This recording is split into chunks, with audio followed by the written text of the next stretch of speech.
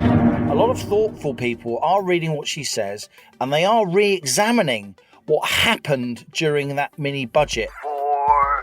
Who's running our economy? Our Prime Minister, as she was, or the OBR? 3. I do think she is moving the needle on the broader economic debate, which is precisely what she wanted to do. 2.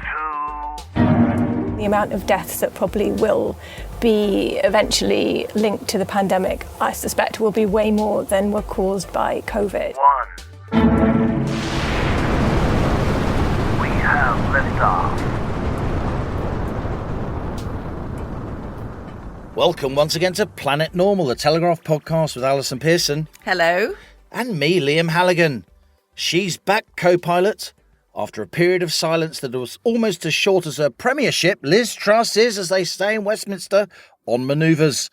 Having landed a massive 4,000-word piece in last weekend's Sunday Telegraph, so much more space than I get, the former Prime Minister then launched a near hour-long Exocet interview with the splendid folk at Spectator TV. Why? Because, says Truss, her premiership was thwarted by what she calls a left-wing economic establishment. Impossibly gloomy forecasts, she argues, by the likes of the Office for Budget Responsibility and the rest of the Whitehall blob stymies any chance of tax cuts, the case for which the Tory party, says Truss, has anyway stopped making. There's a lot going on, Allison. Rishi Sunak's mini reshuffle, the Church of England angsting about what gender God is, yes, really, and of course there's been heartbreaking news from Turkey. But let's kick off with what La Pearson makes of the return of La Truss. Did she do herself any favours? Why are they giving us so much more space than you? It's a travesty. What does she know? An outrage. She's learned everything she knows from you. I think we should tell Planet Normal listeners a top secret thing. You had a bit of an assignation with Liz this week. 2 hours in private, the co-pilot.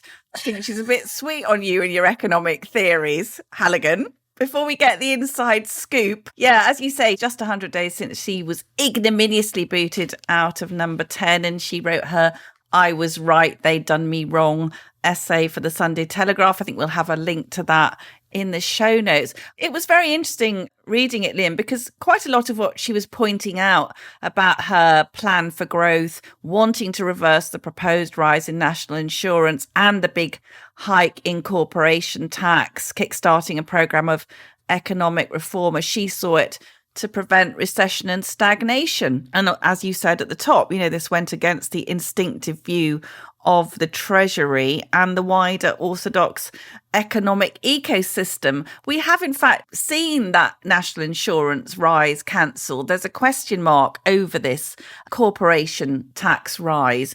What did you make of her case, Liam? I mean, to me, look, we can talk about the reckless mishandling of the political presentation, but surely much of what she's saying economically is what my learned co-pilot has been saying for a long time. Well, I did see Liz Truss on Thursday night, and we had a long chat about the economy, about the piece she was submitting to the Sunday Telegraph.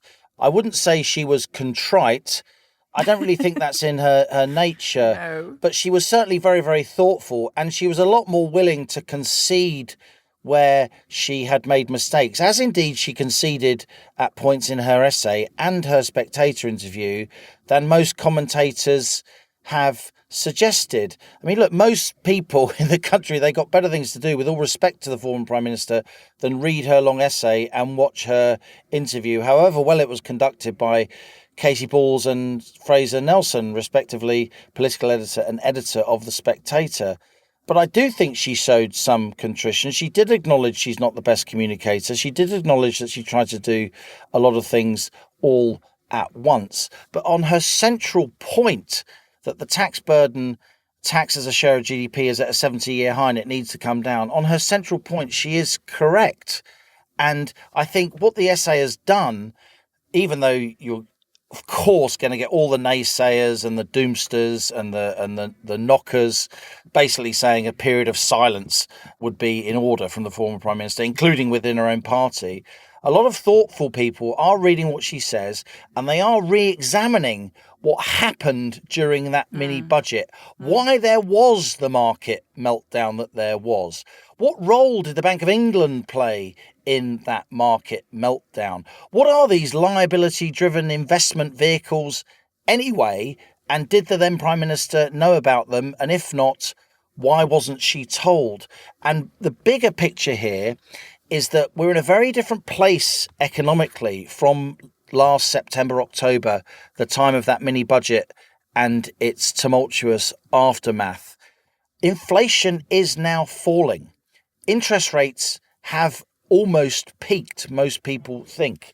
We can see, if we look closely, as financial markets do, far more than journalists, at financial surveys, industrial surveys, supply chain surveys and so on, we can see some green shoots coming through. It may be that the UK avoids recession. Certainly, the Bank of England's forecast of 2 years of recession, a ridiculously gloomy forecast in my view, has now been reined back to just 1 year and 3 months of recession. Again, in my view, ridiculously gloomy. So I do think there is some light at the end of the tunnel. I do think inflation is coming down now across the world. And in that situation, financial markets aren't nearly as skittish as they were. And the very bond markets, who we're told didn't want her to freeze corporation tax at 19%, reversing what was then Rishi Sunak's plan and legislation to increase it from 19 to 25% this coming April 2023. Of course, Sunak and Hunt have now reinstated that corporation tax rise that's going to happen in April. I think financial markets would actually cheer if Jeremy Hunt said, you know what, we are actually going to freeze corporation tax at 19% in order to give hard-pressed, lockdown-ravaged, energy bill-soaked UK companies a bit of a break. But I think the political class sees the mini-budget and its utter reversal as so totemic that they can't actually see now the economic wood for the trees. And throughout all her bluster and her, some would say, lack of contrition, I think that's a bit unfair, but all the political theatre of her massive essay and super duper interview, almost an hour long, as I said, I do think she is moving the needle on the broader economic debate, which is precisely what she wanted to do. Was any alcohol consumed at this Halligan-Truss summit? I can't say too much. And one of Liz's, I won't mention his name, but a very, very well-respected journalist and former special advisor in Whitehall is now working with Liz Truss, and he was in the room as well. And the fact that she's attracted him to her private office, if you like, is also quite interesting. And it has been a bit of a media operation. And again, she hasn't been trying to impress people who read The Guardian and The Independent. She hasn't been trying to impress our learned colleagues at the BBC and ITV News. She's been talking to the Conservative Party and to financial markets. And in that sense, you won't read much about it in the papers, but I do think a large chunk of her message landed quite well over recent days. Yes, I think that she brushes over a bit easily the abolition of the 45p tax rate, which was announced into a time of growing hardship in the UK. I think most people would agree that was pretty tone deaf of her, even though she's pointing out that, that was the top rate for the vast majority of the Blair Labour government. We called it tin-eared, didn't we, on Planet Normal? We actually said it was, some would say it was venal to do that at a time when so many people were struggling with their bills. Yeah, I think it's just a sign of her, being high on the economic theories and less of an emotional intelligence about the practical policies. I mean, I think that something that comes across for me, and we want to go on and talk about this in relation to other ministers as well, apart from Truss, is a sort of sense that she was the Prime Minister, Liam, but in a way what she's saying is that there is this sort of resistance within the system, in the Treasury. Economic sentiment has shifted leftwards. Conservatives have stopped making the arguments for low tax, high growth. They've increasingly triangulated triangulated with Labour policy, aided and abetted by a civil service, which, again, we're going to talk about that in a minute, is very happy with occupying the liberal left ground and not pushing a case for growth. And we are very sluggish, our economy, as we've talked about many times. She said, actually, it was interesting, she said, this is Truss, I saw firsthand during my years as Chief Secretary of the Treasury that pessimism and scepticism about the growth of the potential of the British economy are sadly endemic at the Treasury. Serious planning reform was dismissed as not politically deliverable. Discussing monetary policy was taboo. Deregulation of financial services and other industries were viewed as undermining the prospects of a deal with the EU. And this is an interesting bit for us, Co-Pilot. Brexit was seen as a damage limitation exercise rather than a once-in-a-generation opportunity. So what she's talking about is a sort of an acceptance of a rather genteel managed decline. And something I wanted to ask you about was the role of the OBR, which was set up, wasn't it, to keep government forecasts honest. However, when I read Truss's essay, I was thinking that it's one of the unintended consequences of having the OBR, that the Treasury and the government is losing the ability to develop its own policies and drive them through. Who's running our economy? Our Prime Minister, as she was, or the OBR? I think there is something in that. You know, a lot of these boffins who are at the top of the OBR and the top of the Treasury, I literally grew up with these people. I did undergraduate degrees, advanced degrees with them. I know them well. Our kind of outlook on the world has diverged, I'd say, as I've gone off and worked in business and been a journalist rather than a full-time professional economist, which I previously was. And so I say this with respect to these people, but they are incredibly gloomy about the business acumen, the entrepreneurial vim of the British economy. They are incredibly gloomy about the ability of government policy to change the weather, to impact massively investment decisions in boardrooms across the country. And we're going to put in the show notes of the episode a link to a thread I put on Twitter. Yes. And it's really easy. Listeners can just click on it and they'll go through to Twitter, even if they don't use Twitter regularly.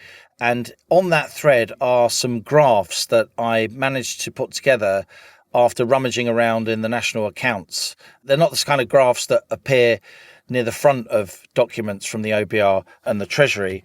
But the OBR put out a technical document recently which compared its forecasts with outcomes. And again, this isn't the kind of stuff that's press released and put on the Tea Time News, but it's absolutely incredible reading, Allison. In March 2021, the OBR forecast for the coming tax year, so April 2021 to April 2022. So this is a forecast of the immediate future. It's not like a 5-year forecast. It's a forecast of the immediate future. In March 2021, the OBR forecast that government borrowing in the UK would be £234 billion, roughly, right? Mm. It turned out to be £125 billion. That's £108 billion out. Oh. A forecast for the period of which starts 1 month from when the forecaster was made. £100 billion. And we have all these endless arguments about, in 6 years' time, the OBR says there's going to be a £12 billion black hole. How are you going to fill it, Minister? Right? £100 billion out. Even corporation tax. In March 2021, the OBR said they'd raise £38.5 billion from corporation tax in the following tax year, April 21 to April 22. And they actually raised £63 billion, 58% more than the OBR forecast. And both those forecasts, a huge overestimate of borrowing and a huge underestimate of corporation tax revenue, are gloomy. They constrain the scope for further tax cuts. They constrain the scope for using the government balance sheet to stimulate the economy. They rein in any kind of political aspiration to be active in the economy with either tax cuts or some judicious uses of public spending as stimulus. They act, Allison, because the media takes them as gospel, science. They're not science, they're economics. That isn't a science. Take it from me. It's a dismal science at best. It is the dismal science. But they act as a straitjacket on policy making, Alison. Now, of course, we need something like the OBR. We can't have politicians just borrowing huge amounts of money to buy votes willy-nilly. I don't think that's what happened during the mini-budget. We'll come back to that. But we seem to have gone to the other side of the spectrum where the OBR is so determined to paint a gloomy picture, and I say that with huge regret, and the media takes their forecasts as an absolute certain outcome in the economy in years to come, even forecasts that 3, 4, 5 years ahead. And that means that ministers really can't lead. They can't take risks. And good policy making is about business acumen, judicious risk taking, and instinct. And there is no scope for that while the OBR is holy writ, judge and jury on where the economy's going. Oh, I do love it when you know what you're talking about. Wheeling out your graphs. I prefer your graphs to Patrick Valence's graphs, I can tell you. Next slide, please. Next slide, please. I think that's right. I mean, the OBR was one of the institutions being used as a mighty sort of stick to beat little Liz out of number 10, wasn't it? And if, as you say, it's not accurate, or dare we say, not just not accurate, wildly inaccurate, and possibly with some other agenda, possibly wanting to get rid of a certain type of political attitude. And that brings us on, Liam, to the lead of my column in the Telegraph this week, was about Dominic Raab. You won't have failed to see all the headlines insisting that Raab must quit, Rishi Sunak must sack his Deputy Prime Minister and Justice Secretary. There are 8 formal complaints of bullying against Dominic Raab, which he denies, apparently coming from dozens of officials. And we've currently got Adam Tolley, KC, leading an investigation into Raab's behaviour. Now, this, Halligan, comes after the notorious and inflammatory episode during a meeting at the Ministry of Justice where Dominic Raab allegedly opened his Pret salad and threw 3 cherry tomatoes. It was like that. What's that festival in Valencia? La Tomatina. Unbelievable. It's sort of where people go on their gap year. if they haven't got the guts to do the running of the bulls at Pamplona, Yes.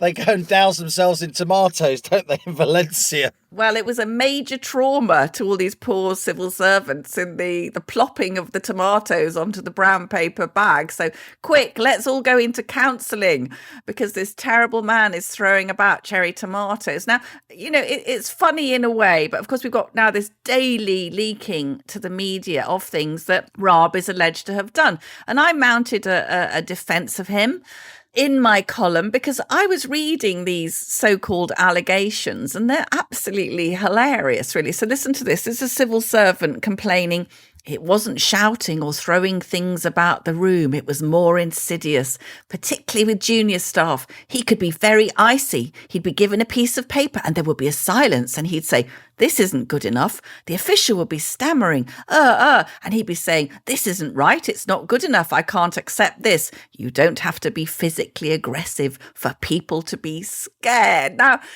co-pilot, to those of us who entered the workplace 30, 40, even 50 or 60 years ago, that sounds absolutely pathetic. Is a demanding boss one who likes things to be done properly and on time abusive? And Raab was expecting briefing documents to be in the required form and properly checked. He was telling people their work wasn't up to scratch.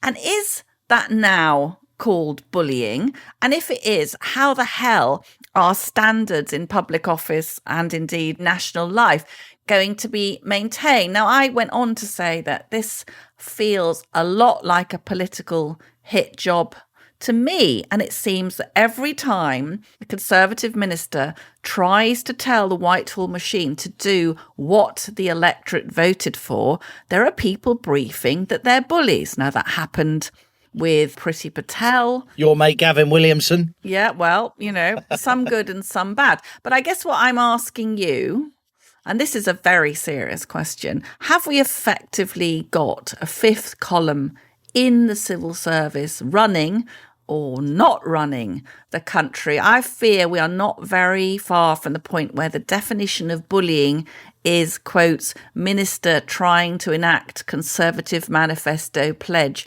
who gets a bit cross when prevented from doing so by Liberal mandarins. I do think it's like you. I've met Dominic Raab a few times. You wouldn't say that his character was warm, but No. I didn't think he was particularly rude at all. I just thought he came across as what he is, a serious guy, who's been a high-powered lawyer and is now a high-powered politician. Look, there are 500,000 odd sort of civil servants of the fifth of the workforce that works for the public sector, and only the very top and most able civil servants will be those in and around the private office of a cabinet minister, in meetings with a cabinet minister. And the idea that these people can't stand a bit of frostiness when they haven't, presumably, according to Raab, and this is his version of events, done what he wanted him to do. The idea that that would be seen as bullying strikes me as ridiculous. If what we've heard about the language that the Secretary of State used is true, then call me old-fashioned, but it wouldn't be out of keeping, for a school teacher to say that to a sort of stroppy 14-year-old who clearly had ability but wasn't pulling his or her weight. You can't always be nice, particularly when people aren't doing what you want them to do and they are in your employ. So it does strike me that there's been a whispering campaign at best, possibly a full-blown smear campaign against this guy. Whatever you think of him personally, I was interested, Hugo Rifkin, who's no sort of friend of Dominic Raab's part of the Tory party, a very distinguished journalist, son, of course, he won't mind me mentioning, of former Cabinet Secretary Malcolm Rifkin, but a very, very good journalist, arch Remainer in his own words, and Raab, of course, voted leave. And Hugo Rifkin mounted a defence in the Times, if I'm allowed to mention another newspaper. And I thought that was politically very interesting because, like you, Hugo concluded that the charges being laid at the feet at the moment of Dominic Raab were just ridiculous. And I do think there are some very, very, very over-entitled civil servants knocking about. And I do think that since Brexit, a lot of them have got very, very, very angry indeed. And they need to wind their necks in. They need to realise that they are public servants. And just to finish on the OBR, look, a lot of people listening to this at the OBR will know me personally and will have known me for 20, 30 years as I came up through the ranks of British academia and economics and so on. And so let me say, I'm not saying for 1 minute that economic forecasting is easy at all. What I'm saying, though, is that economic forecasting is just that, a forecast, and forecasts are not destiny. And we can't allow ourselves, as members of the general public, as voters, as consumers of media, to feel that just because somebody at the OBR, with the best will in the world, does some Excel spreadsheet magic and comes up with a forecast. It is just that. It is an educated guess. That's what economic forecasts are. And they cannot pose unreasonable limits on the ability of elected politicians to lead. And in my view, that's been what's happening. If you're finding this podcast interesting, you may also like Ukraine, the latest. Every weekday, the Telegraph's leading journalists bring you the latest news and the most informed analysis of President Putin's invasion of Ukraine, from our newsroom in London and from the ground. The Russian machine has been ground to a halt now for well over a week, and that is just staggering. NATO has to act now. It has to do more than it's currently doing. Otherwise, in this Ukrainian MP's words, you'll have to evacuate the whole continent. One video that we found to be incorrect was bomb squads seen in the Donbass region. The metadata of this clip shows that it was created in 2019, not today. Search Ukraine, the latest, in the same place you're listening to this, and click follow so you don't miss an update.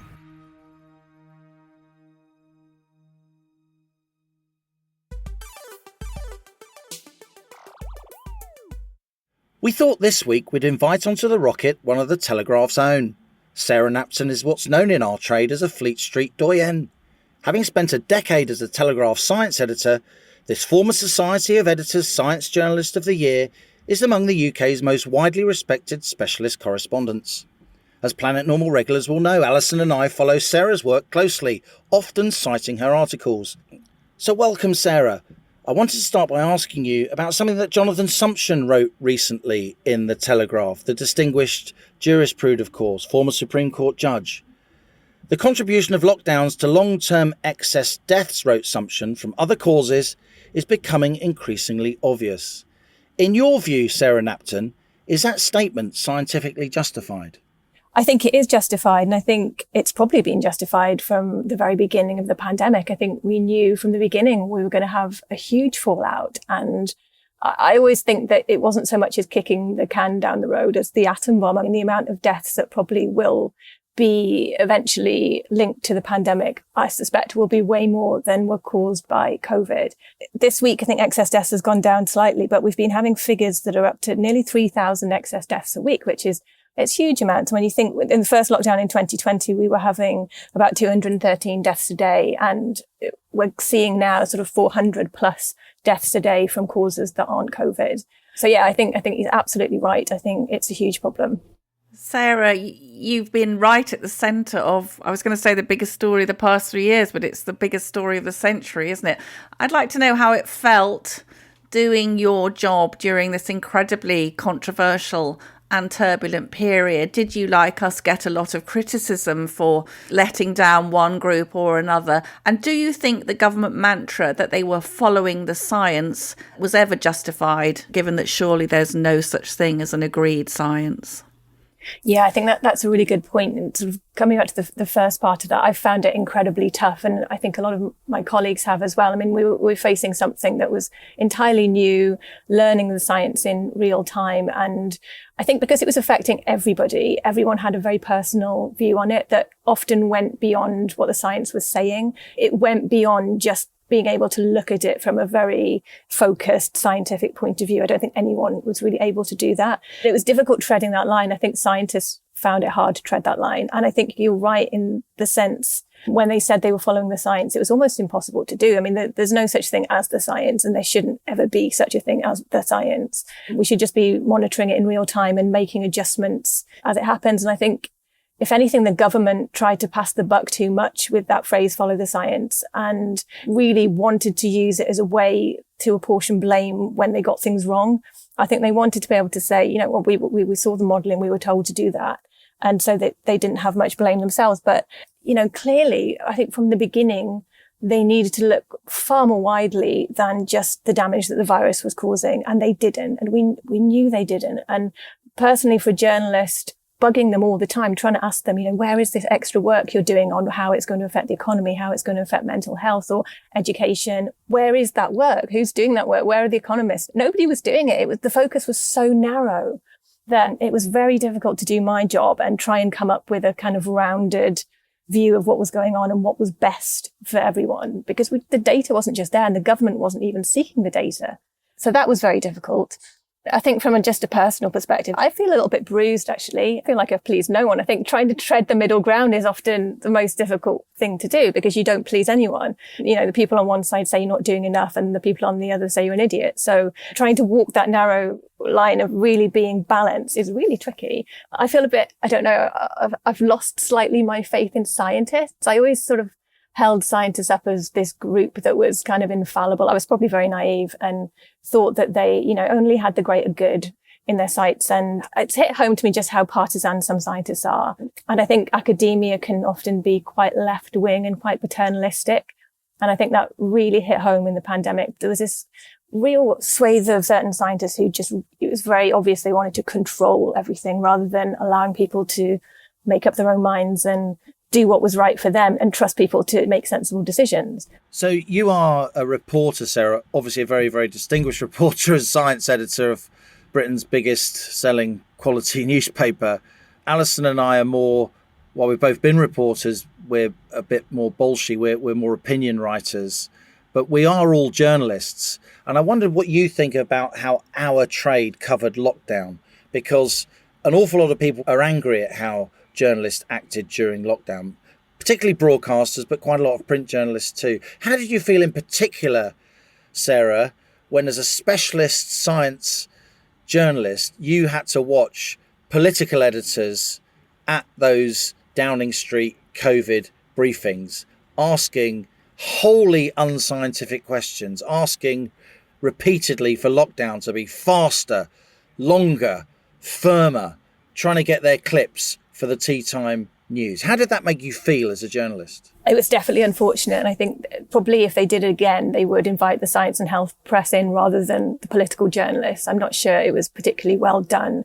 I think on both sides, I don't think, the political journalists didn't really understand the scientific arguments. And then the government kind of got bounced into decisions because they were being pressed, being on live TV with, a very volatile press pack. So I think they were struggling as much as anyone, but it was very frustrating for us because we were having lots of background briefings with sort of Sir Patrick Vallance and Chris Whitty. And often you would get situations where when we were at a time where people really weren't allowed to go outside very much and you were only allowed one walk a day, and there was fears about you sort of meeting people even outside, which there was never any scientific basis for whatsoever. And we, behind the scenes, we kept saying, this is nonsense. Anyone with a basic knowledge of fluid dynamics knows this is crazy. Like, you can't get a virus when you're just walking by the sea. I love it when journalists use phrases like fluid dynamics. My pulse quickens.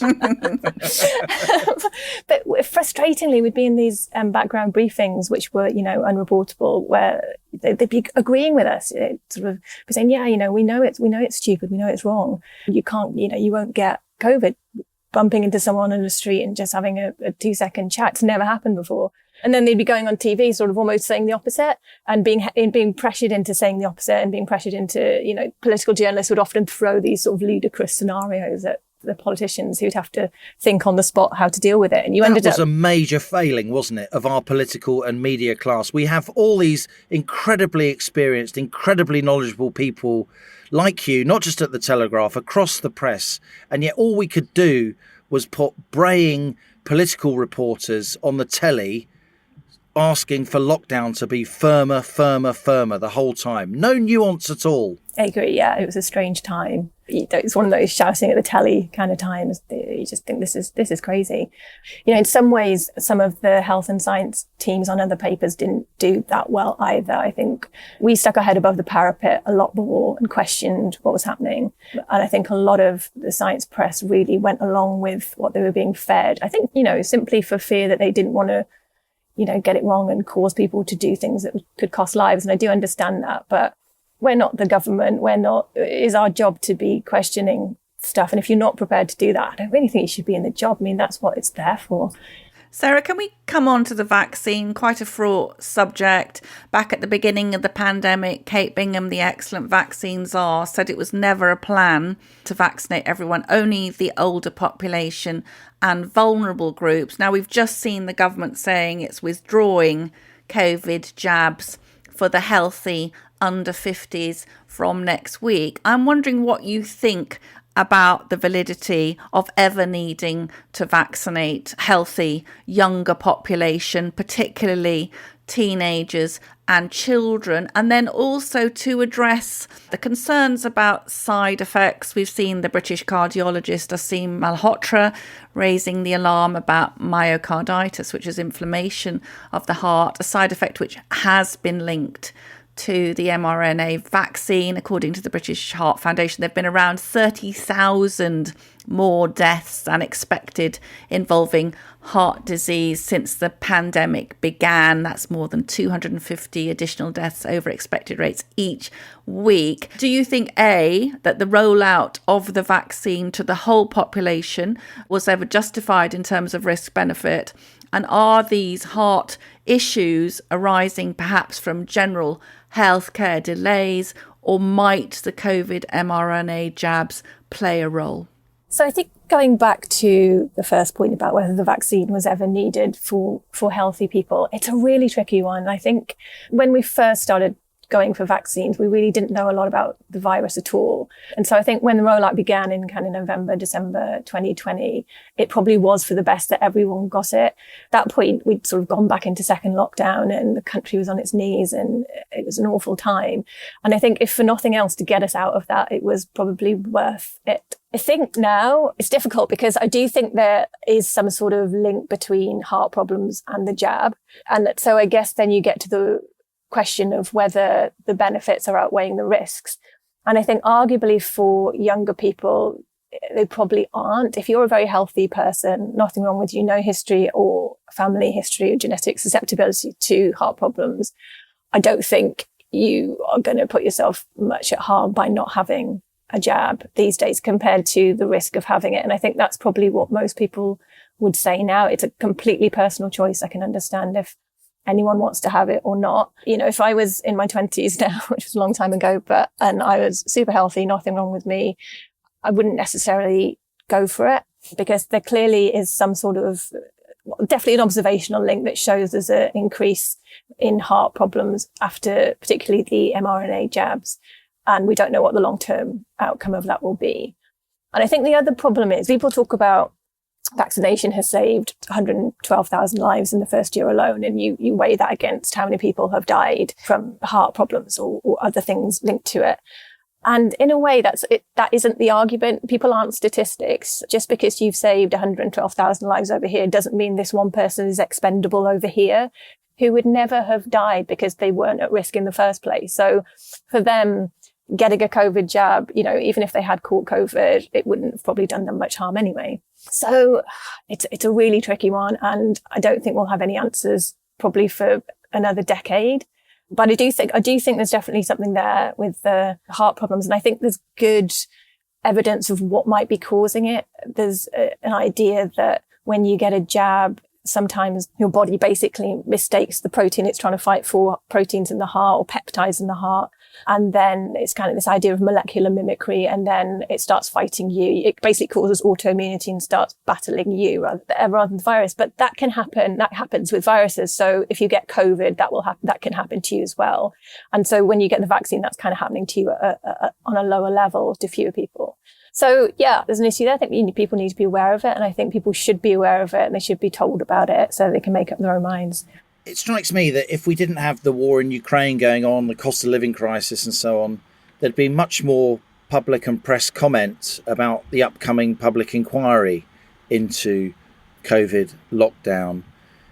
I know you follow these issues very closely, so give us an update about where we are, when we can expect that in public inquiry, and what the scope of it may be. So the public inquiry should be starting, I think the first sessions start in the summer. It keeps getting pushed back and there's lots of preliminary inquiries. The initial ones will be looking at preparedness and whether we were ready for it. And then it will go on to how the government handled it and the aftermath and the collateral damage. So it does seem to be going to look at the whole scope of it. I think there's some worry that it may not be looking at children sufficiently. I know some people have talked to me about how they don't think it's focusing as much on the damage that children have received from the pandemic, which is unfortunate because they seem to have been the most badly affected in lots of ways and will be for some time to come.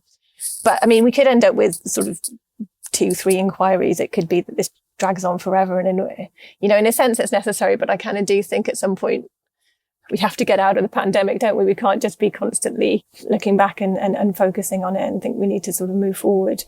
Do you think there will be lessons learned? Will we end up with a kind of conclusion that maybe we should take a more Great Barrington Declaration approach where we shield the vulnerable and the rest of us get on with our lives? I really hope so. I think the Great Barrington Declaration got a lot of stick and it wasn't really justified. I think the idea, looking back, it was, in a way, it was kind of what Sweden did slightly. I mean, they didn't actually protect their vulnerable that well, Sweden, but they did kind of give people the opportunity to just make decisions for themselves and look after themselves and take precautions when they wanted to without shutting the country down. And, they have one of the lowest excess death rates of anyone. So I do think that should be a lesson in how differently we can handle things. I'm not sure we'll learn that lesson. I fear that the same people who had the biggest say during the pandemic will be wheeled out to have the biggest say again in the inquiry. I just think that's how it will work, and it will be very sad if that happens, but I fear that it will happen like that.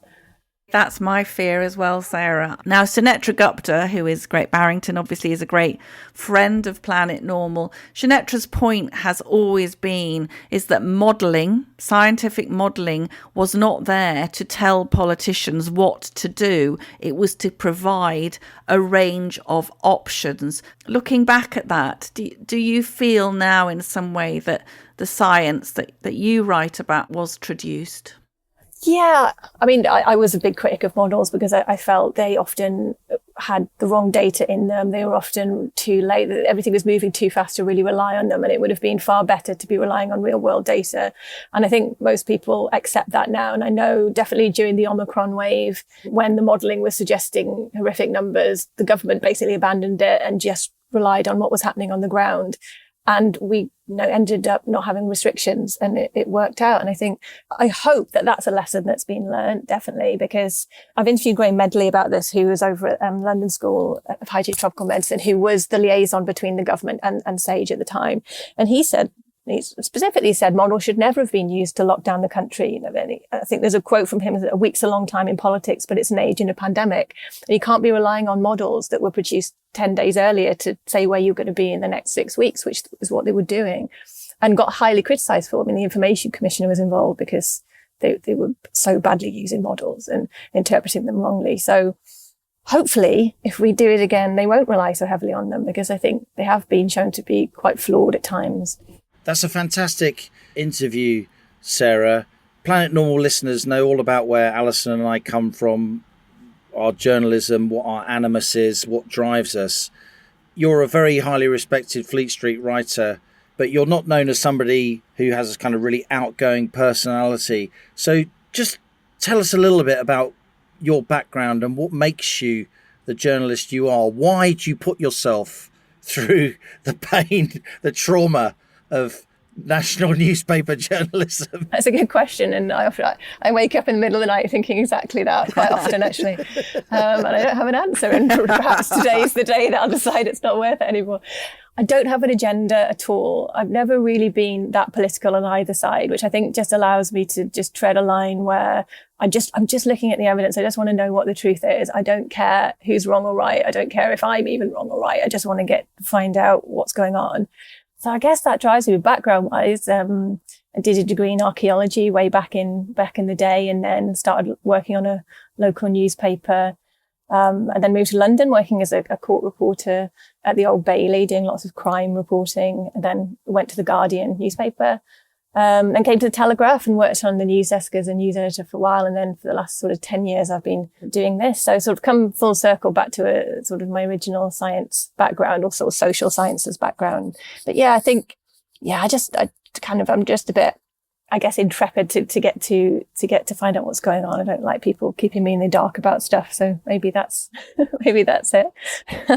Well, you're a credit to the Telegraph, Sarah. We wanted to have you on and tell you how much we admire your work. And thanks so much for joining us here on Planet Normal.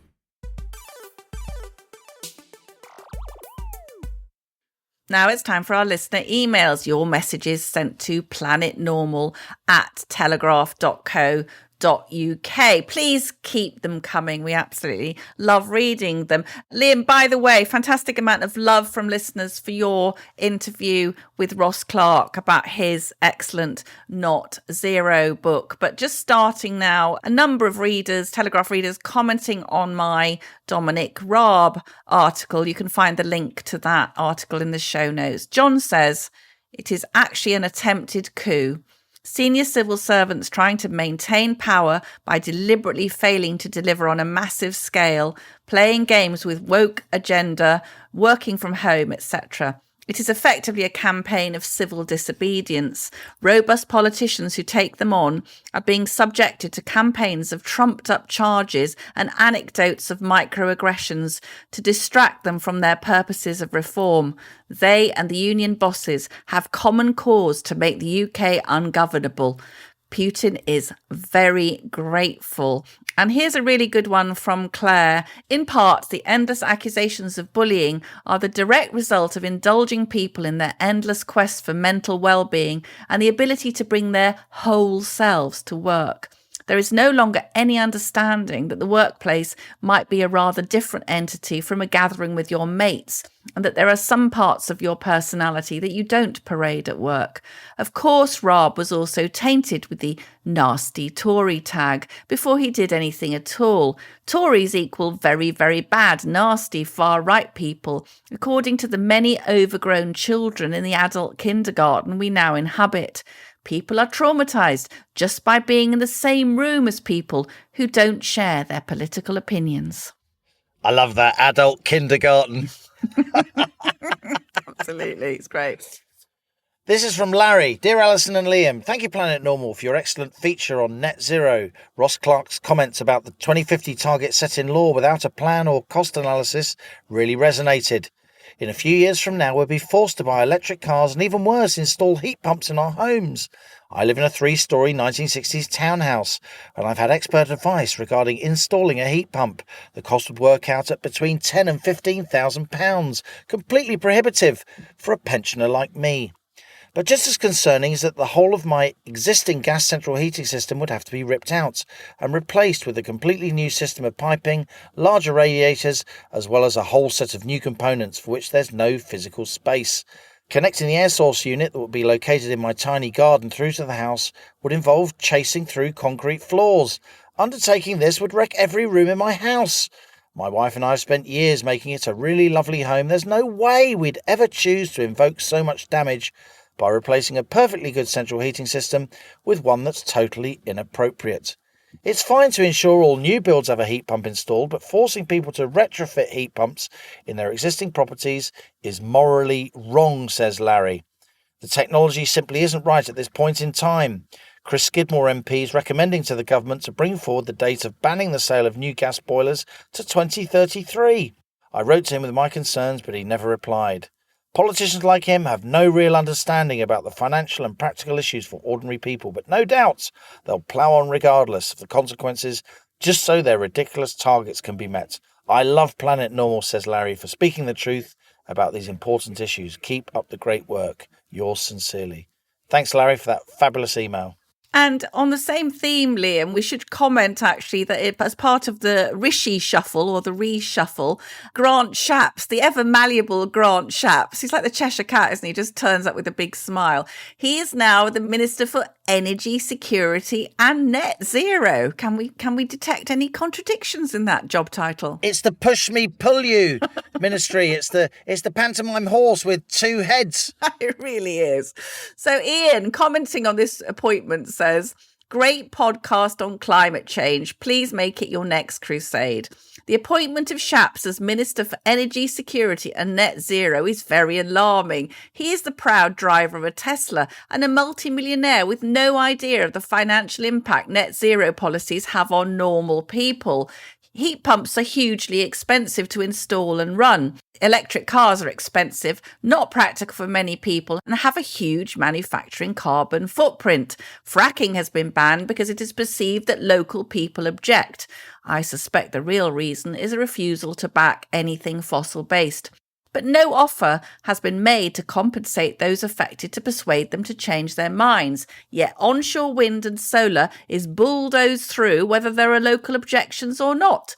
North Sea exploration has been decimated by deliberate government obstruction delivered by climate zealots of the likes of Chris Skidmore. Furthermore, had the government targets been met for electric vehicles take-up and heat pump installation, how would the grid have coped now?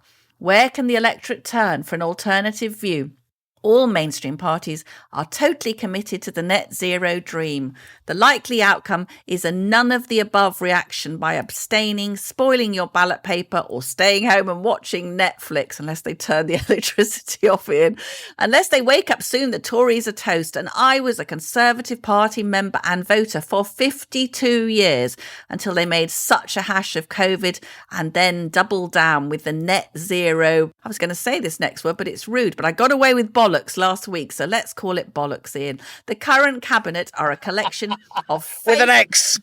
with an X, bollocks. The current cabinet are a collection of faceless non-entities, indistinguishable from the civil servants who control them. Keep up the good work, both of you, and don't let the 77 Brigade put you off. Kind regards, Ian. Well said, Ian.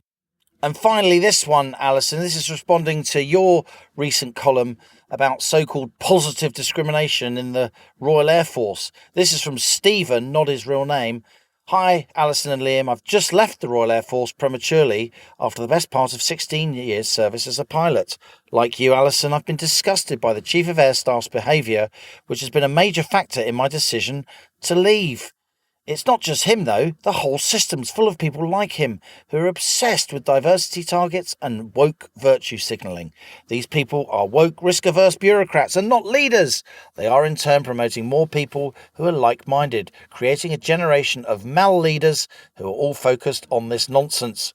This has all been done at the expense of running the RAF properly, and it is in total chaos right now. Nothing works, it's riddled with bureaucracy, the infrastructure's falling apart, they can't train people quickly enough, and I suspect, and have inside information, that they'll lose a lot of critical people this year who've simply had enough. Meanwhile, says Stephen, not his real name, our enemies grow stronger as we squabble amongst ourselves over gender pronouns and what the definition of a woman is.